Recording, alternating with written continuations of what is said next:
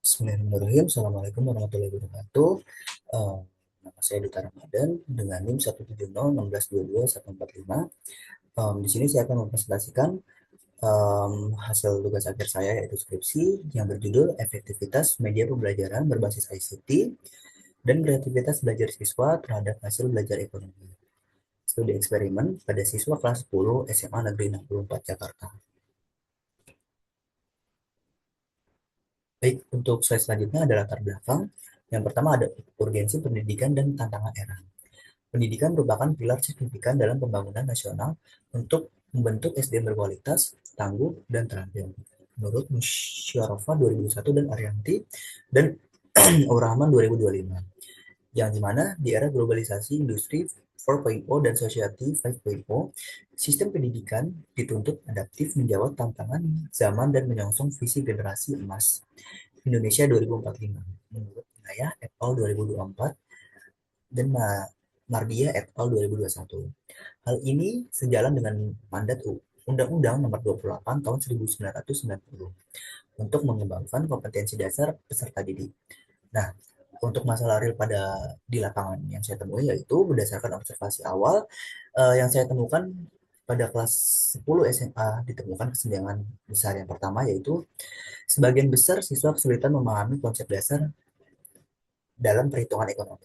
Yang kedua, ada secara empiris rata-rata siswa hanya mampu menjawab benar sebesar 40,3% dan 59,7% jawaban salah. Kemudian yang terakhir, ada prestasi kelulusan KKM sangat memprihatinkan, yaitu hanya sebesar 25,8%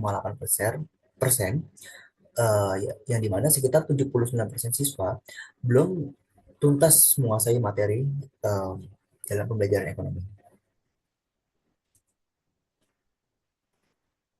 Nah, untuk slide selanjutnya yaitu ada rumusan masalah. Untuk rumusan masalahnya di sini saya ada tiga rumusan masalah. Yang pertama, apakah terdapat perbedaan hasil belajar antara kelompok siswa yang menggunakan pembelajaran berbasis ICT dan yang menggunakan pembelajaran konvensional? Yang kedua, apakah terdapat perbedaan hasil belajar antara kelompok siswa yang memiliki kreativitas belajar rendah dan tinggi? Kemudian yang terakhir, apakah terdapat perbedaan interaksi antara penggunaan media pembelajaran berbasis ICT dan tingkat kreativitas belajar siswa terhadap hasil belajar ekonomi siswa kelas 10 SMA Negeri 64 Jakarta?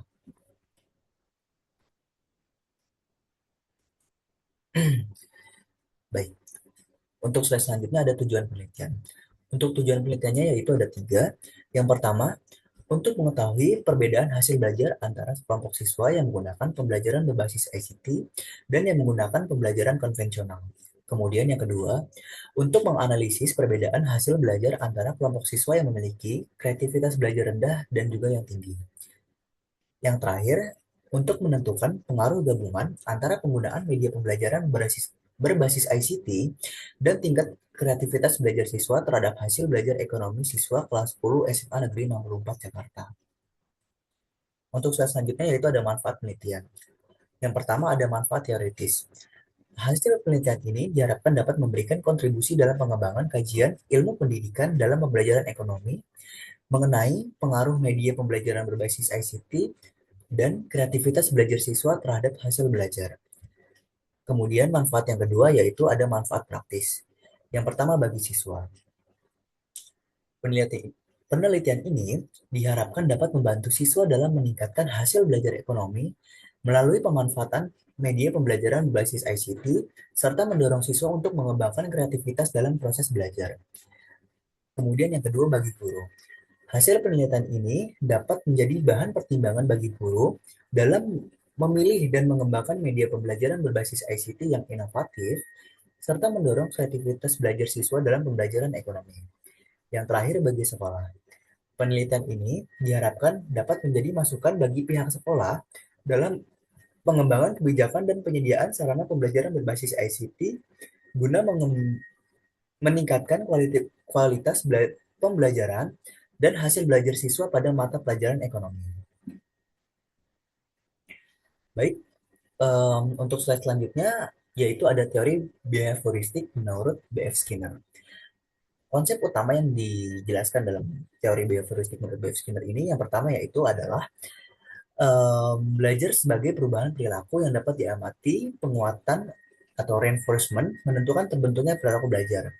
Kemudian relevansinya terhadap pembelajaran ICT ini yaitu media digital sebagai stimulus yang menghasilkan respon belajar umpan balik positif mendorong perilaku belajar produktif. Slide selanjutnya yaitu ada landasan teori.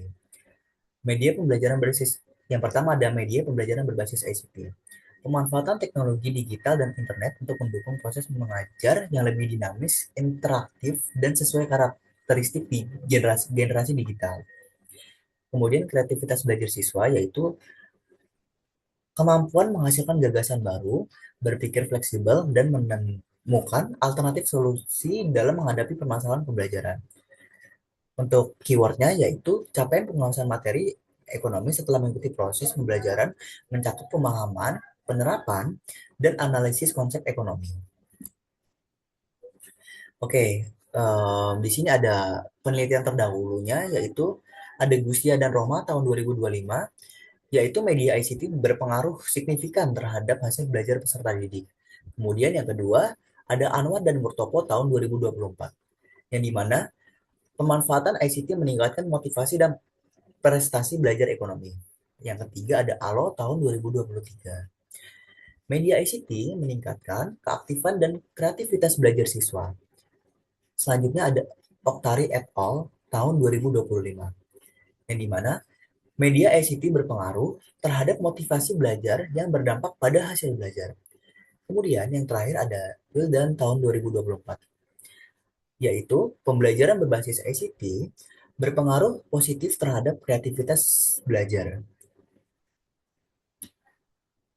Baik, di sini ada kerangka teorinya, yaitu H1, yaitu adalah efektivitas media ICT, di mana terdapat perbedaan hasil belajar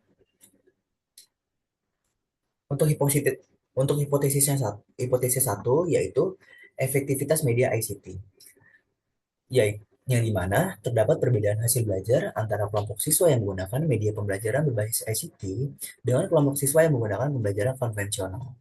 Kemudian untuk hipotesis yang kedua yaitu ada peran kreativitas, yaitu terdapat perbedaan hasil belajar antara kelompok siswa yang memiliki kreativitas belajar tinggi dengan kelompok siswa yang memiliki kreativitas belajar rendah. Kemudian yang terakhir ada hipotesis 3, yaitu interaksi kedua faktor. Terdapat interaksi antara penggunaan media pembelajaran berbasis ICT dan tingkat kreativitas belajar siswa terhadap hasil belajar ekonomi siswa kelas 10 SMA Negeri 64 Jakarta. Untuk slide selanjutnya yaitu ada populasi dan sampel penelitian. Populasi dalam penelitian ini yaitu seluruh siswa kelas 10 SMA Negeri 64 Jakarta pada tahun 2025, tahun ajaran berjalan yang telah menerima materi ekonomi. Untuk sampel penelitiannya yaitu penelitian ini terdiri atas dua kelas, yang dimana kelas 10D dan kelas 10E dengan total responden sebanyak 72 siswa yang memiliki kemampuan awal relatif setara. Kelas eksperimen yaitu pembelajaran ekonomi yang menggunakan media pembelajaran berbasis ICT. Sedangkan untuk kelas kontrolnya yaitu pembelajaran ekonomi yang menggunakan media pembelajaran secara konvensional. Untuk slide selanjutnya yaitu ada teknik pengumpulan data. Teknik pengumpulan data yang saya gunakan di sini ada 3. Yang pertama ada tes kreativitas belajar siswa, yaitu di mana saya akan menggunakan angka skala Likert, dengan angket skala Likert. Kemudian yang kedua ada tes hasil belajar siswa, di mana saya akan menggunakan pretest dan juga posttest. Yang terakhir ada dokumentasi data pendukung. Untuk slide selanjutnya ada teknik analisis data. Analisis data yang saya gunakan yaitu ada 4.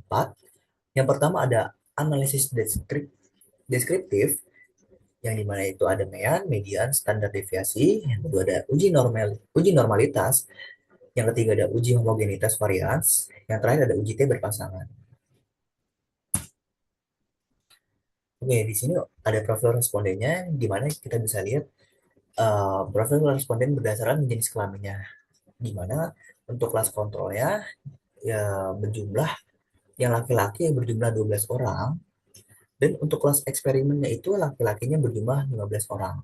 Sedangkan untuk perempuannya di kelas kontrol terdapat 24 orang, dan di kelas eksperimennya terdapat 21 orang. Dengan jumlah total kelas kontrol dan eksperimennya yaitu berjumlah 36 orang. Untuk laki-laki totalnya ada 27 dengan persentase 37,5%, sedangkan perempuannya yaitu ada 2,5%. Oke, untuk slide selanjutnya ada analisis deskriptif. Oke, dapat dilihat bahwa di kelas kontrol ini dengan jumlah 36 siswa, nilai minimal siswa di kelas kontrol yaitu ada 20, dan untuk nilai tertinggi pretest data yang saya ambil itu ada di angka 80 dengan rata-rata 47,36 47,36 dan standar deviasi 13,705. Sedangkan di kelas eksperimennya dengan N atau jumlahnya yaitu em, nilai terendahnya di angka 35, sedangkan em, untuk nilai tertingginya di angka 70 dengan standar dengan meannya yaitu 52,5, dan standar deviasinya yaitu 10,590. Baik, untuk slide selanjutnya yaitu ada tabel statistik deskriptif kreativitas belajar. Jadi berdasarkan tabel di atas, dapat diketahui bahwa jumlah peserta didik pada kelas kontrol dan juga kelas eksperimen masing-masing sebanyak 36 siswa dengan skor kreativitas belajar pada kelas kontrol berada pada rentang 63 hingga 90 dengan nilai rata-rata atau MEAN sebesar 77,36 dan standar deviasinya yaitu sebesar 71,49. 71,149. Dan skor kreativitas belajar pada kelas eksperimen berada pada rentang 70 hingga 91 dengan rata-rata sebesar 82,86 dan standar deviasinya yaitu 6,190. Baik, untuk slide selanjutnya ada statistik deskriptif nilai post-test. Berdasarkan tabel di atas, diketahui bahwa jumlah peserta didik pada kelas kontrol dan juga kelas eksperimen masing-masing sebanyak 36 siswa. Nilai post-test pada kelas kontrol berada pada rentang 65 hingga 90 dengan nilai rata-rata ketemuan sebesar 75,56 dan standar deviasi sebesar 7,15. Kemudian nilai post-test pada kelas eksperimen berada pada rentang 80 hingga 100 dengan nilai rata-rata sebesar 89,03 dan standar deviasinya yaitu 6,19. Oke, di sini dapat dilihat dari tabel yang di sebelah kiri, di mana ada hasil uji validitas angket dari 30 data tersebut. Dapat dilihat bahwa 27 data dinyatakan valid, sedangkan untuk 3 datanya yaitu dinyatakan tidak valid. Sedangkan untuk tabel yang di sebelah kanan, itu merupakan tabel hasil uji validitas soal hasil belajar ekonomi.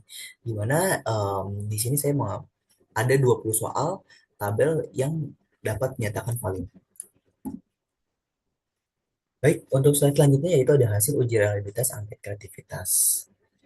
Hasil analisis ini menggunakan IBM SPSS Statistik versi 26 yang dimana diperoleh nilai Cronbach Alpha sebesar 0,910 dan nilai tersebut menunjukkan bahwa instrumen kreativitas belajar memiliki tingkat reliabilitas yang sangat baik sehingga layak digunakan sebagai instrumen penelitian. Kemudian untuk tabel di sebelah kanan yaitu ada hasil uji reliabilitas soal hasil belajar ekonomi, yang dimana hasil pengujian diperoleh nilai Cronbach Alpha sebesar 0,886 dan nilai tersebut menunjukkan bahwa instrumen hasil belajar memiliki tingkat reliabilitas yang baik sehingga layak digunakan sebagai alat ukur dalam penelitian. Oke, baik. Untuk slide selanjutnya yaitu ada hasil uji normalitas. Hasil analisis menggunakan IBM